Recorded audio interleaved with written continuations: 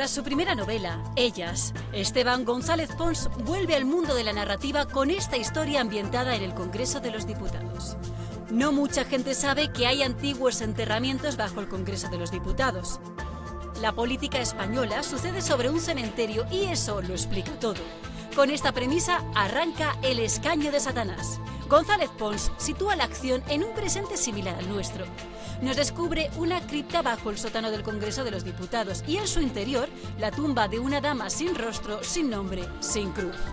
El escaño de Satanás es una fábula sobre la actualidad y un retrato al natural de nuestros políticos, de los buenos, pero también de los mordidos por el mal, porque a fin de cuentas, en el Parlamento español, Satanás tiene su propio escaño.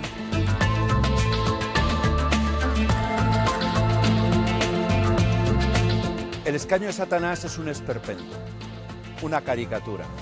He querido representar el daño que sufre la política española por la desaparición de los puentes que unen a la derecha y a la izquierda. En la política, cuando se abre un agujero en el centro, ese agujero conduce directamente al infierno y de ahí surgen los vampiros.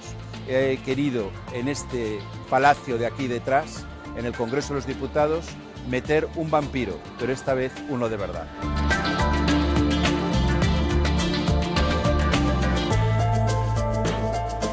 Yo estaba en el hemiciclo, sentado en mi escaño, la tarde del año 2009, cuando en unas obras de reparación de la biblioteca se encontraron las calaveras y los restos humanos que nos dieron a todos a conocer que debajo del hemiciclo todavía está el cementerio del antiguo convento del Espíritu Santo.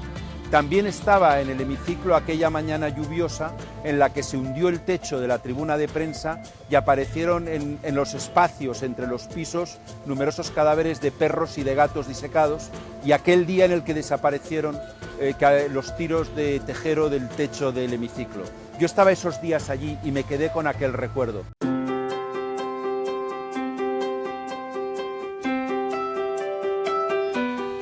Esta es una novela sobre una España que no existe, pero que se parece tanto a la España de hoy que podría existir. En esta novela hago una metáfora, un esperpento de la política contemporánea y lo que intento es reflexionar sobre qué estamos haciendo bien y qué estamos haciendo mal. Es una obra literaria, pero también es una obra que trata de política. La dedicatoria del libro es a la política con mayúscula inicial. Esa es la que siempre ganan los buenos, la que todos desearíamos tener.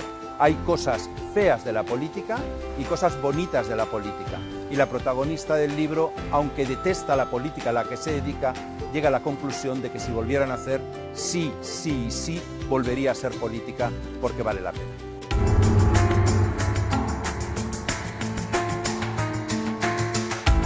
Se puede decir que bajo del hemiciclo hoy está el cementerio del antiguo convento, que la política española sucede sobre un cementerio, que nuestros diputados debaten sobre un suelo que por debajo está lleno de tumbas.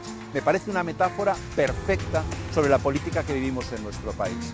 Yo no he tenido más que buscar a alguien que sin ningún género de dudas está enterrada debajo del hemiciclo. Y esta es la protagonista absoluta del escaño de Satanás. He encontrado a la marquesa del Valle de Oaxaca, un personaje fundamental en la política española de las Cortes de Felipe II y de Felipe III, una mujer con una vida apasionante que por sí misma daría para una serie de televisión y que sigue enterrada ahí abajo, está enterrada por debajo de donde se producen los debates del Congreso de los Diputados y la he convertido en un vampiro. Y me he preguntado qué ocurriría si en el Congreso de los Diputados apareciera un vampiro de verdad. Y me he dicho a mí mismo que quizás Satanás, como dice el título del libro, siempre ha tenido un escaño en el Parlamento español.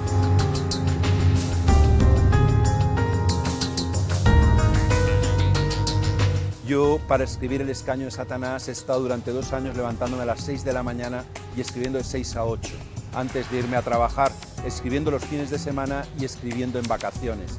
Lo que ocurre es que cuando tienes el veneno de la escritura dentro, cuando no puedes vivir si no tienes oportunidad de escribir, no importa las horas que tengas que dedicar a la literatura, aunque se las quites al sueño.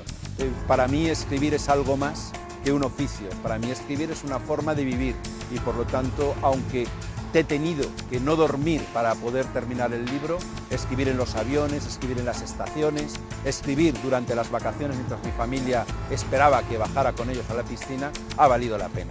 He escrito la novela porque no podía no escribirla.